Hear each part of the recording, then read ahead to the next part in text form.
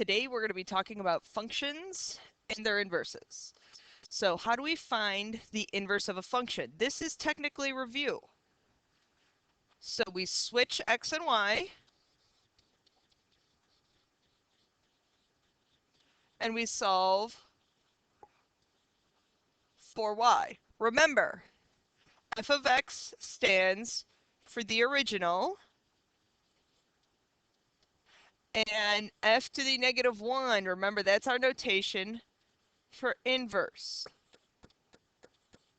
And then a function and its inverse are symmetric around the line y equals x because you switch x and y.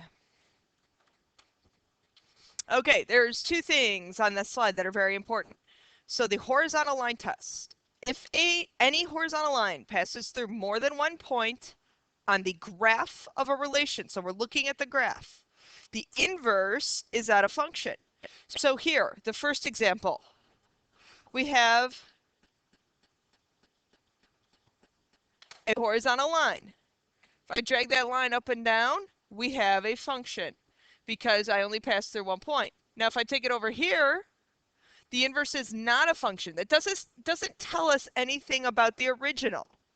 The original, if the original is a function, remember that's your vertical line test. So if I were to take and rotate this guy, remember that tells me that this original is a function. This original is a function.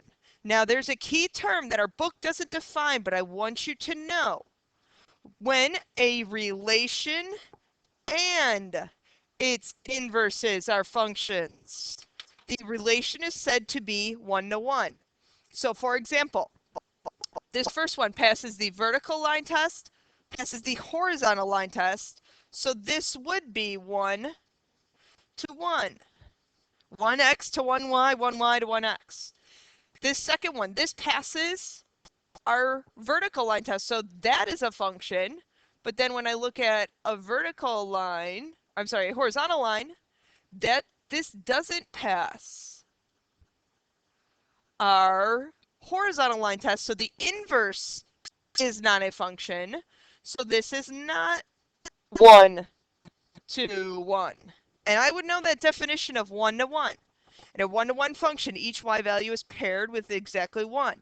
So it means this first bullet point here, this tells you when, basically a definition for 1-to-1 functions. Okay, next, using the horizontal line test. Use the horizontal line test to determine whether or not the inverse is a relation. So I'm going to draw a horizontal line. And I'm going to drag that horizontal line up and down. So for our red function, if this horizontal line passes through more than one point, right there, we pass through 3 points. So our red function, okay, since this does not pass our horizontal line test, this inverse, remember this is telling us about the inverse, is not a function.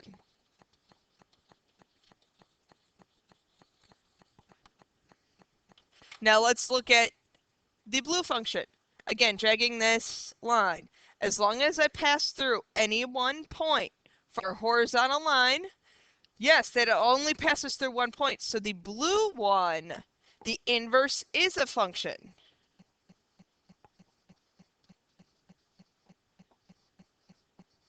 Remember, our vertical line test is to determine if the graph that you're looking at is a function. Your horizontal line test is to determine whether the inverse is a function. Okay, find the inverse of each, determine whether or not it is a function, and state the domain and range. Okay, so our original, the domain and our range of this original function. Since that is a cubic function, I can cube positive numbers, I can cube negative numbers, so therefore your domain is all reals, and your output is going to be both positive and negative. So that is also all reals. Okay, so I need to find the inverse. I switch the x and the y, and I solve for y. To get rid of the cubed root, we cube both sides. So then we have x cubed equals y plus 1. I solve for y, so I subtract 1 from both sides. Y equals x cubed minus 1. Remember, I'm going to be testing you guys on this notation. F inverse equals x cubed minus 1. Now the inverse domain and range.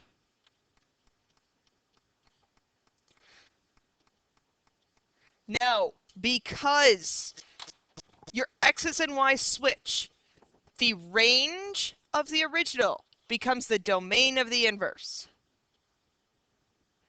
The domain of the original becomes the range of the inverse. X's and y's switch. This one, it was easy because they were both the same thing. Next example. From our original, we need to find the domain, we need to find the range. And I didn't on the last one, but I'm going to determine whether it is, a little unclear, inverse is a function. Okay, so we will talk about that. On the last one, I apologize, going back to the last one real quick. This is a function because I can solve for y and get y equals. So yes, the inverse is a function. Remember, looking at the graph of that, it's a translation of that function. If you draw a horizontal line, and this is the graph of f of x, if you draw a horizontal line, yeah, that passes through only one point, so the inverse is a function.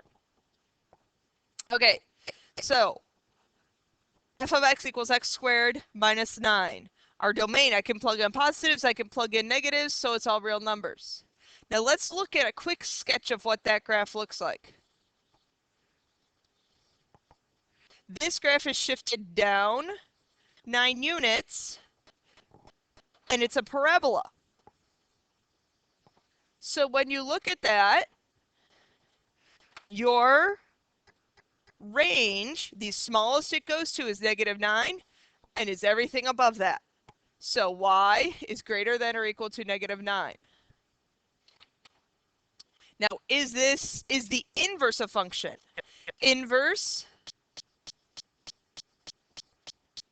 is not a function because it doesn't pass the vertical line test.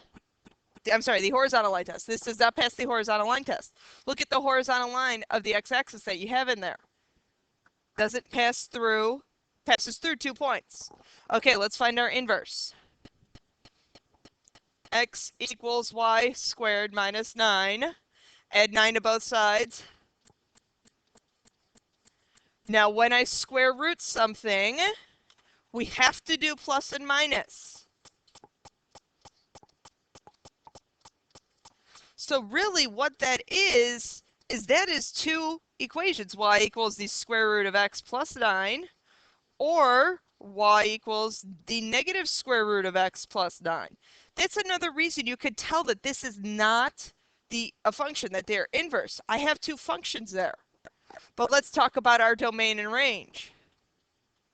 For our inverse, remember, x's and y's switch. So the domain of the original becomes the range of the inverse. Now, the range of the original becomes the domain. Well, that makes sense because a radical, x plus 9, has to be greater than or equal to 0. So x has to be greater than or equal to 9. One thing you want to make sure that you have greater than or equal to, and that you have x's when we're talking about domain. Next one is an exponential. So our domain for the original is all real numbers. Your range, remember we had an asymptote here. And that asymptote becomes your range restriction. You're never going to have negative y's. Okay, so now switch x and y to find our inverse. You have to get the exponential isolated, so you need to divide by the 4. So I have x over 4 is equal to e to the y minus 3. Now, write this as a logarithm. Remember, logarithms are how we break the exponent out. So I have the ln of x over 4.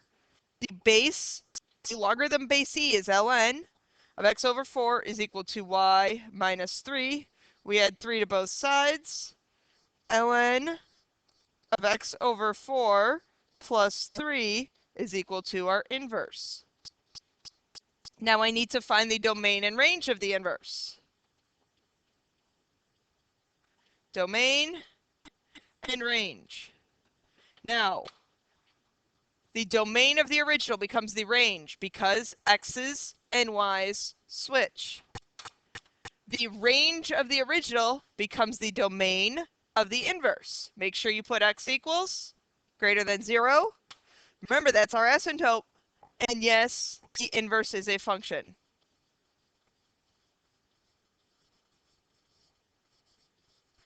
If you remember an exponential graph in general,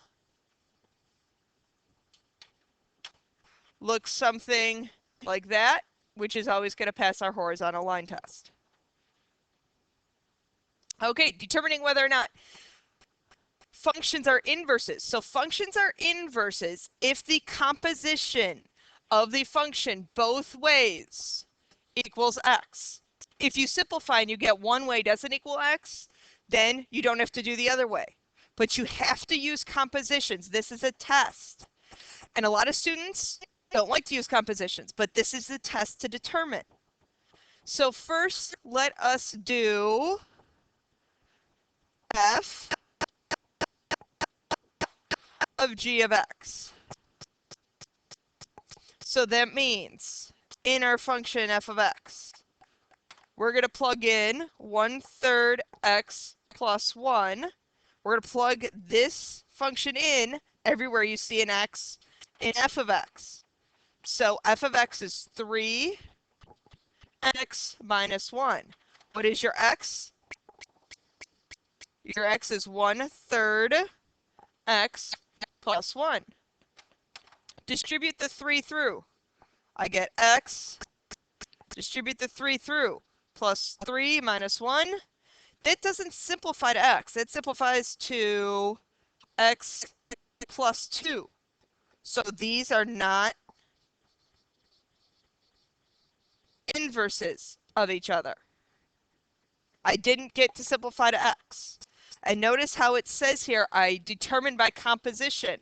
If you don't use composition on your test, you're not going to get full credit. Next example. Determined by composition.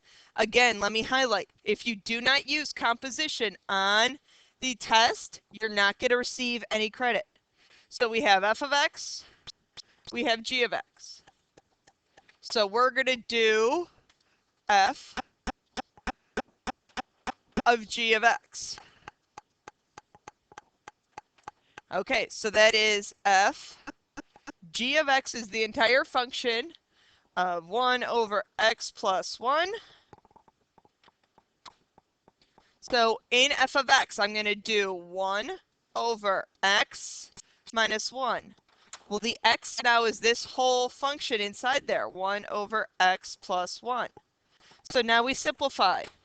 I have 1 over x plus 1 minus 1. Those cancel, so I have 1 over x, which means the reciprocal, 1 over the reciprocal of the bottom, which is x. So I got x one way. You need to do both ways. So now I need to do g of f of x.